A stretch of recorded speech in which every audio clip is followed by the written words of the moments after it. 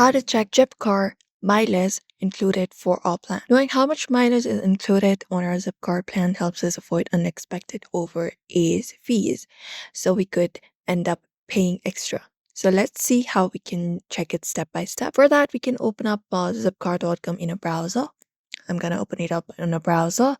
You can even head over to Zipcar app if available on your phone and log in into our Zipcar account. And once we do so, we can just go over and look out for our membership or our plan details. Usually, if you have not joined it, you can tap on join for joining up the membership and look out for the membership of your Zipcar. And there we'll be seeing all of our mileage for a specific car. We can look out for a mileage included for per trip or per day, monthly mileage if applicable over is cost per mile, and mileage depends on the plan type and location.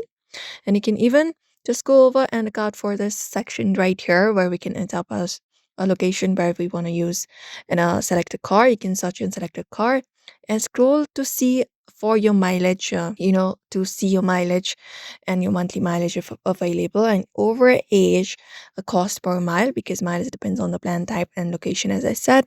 And you can just go over and scroll to see miles included for the reservation. Most plans include a set number of miles per day. Extra miles are charged for first to save up money, and long trips is checking mileage first to to save more money as well. And that is how we check our Zipcar mileage included in our plan before booking. So we hope this video was helpful. Give this video a like and subscribe for more tips and tutorials.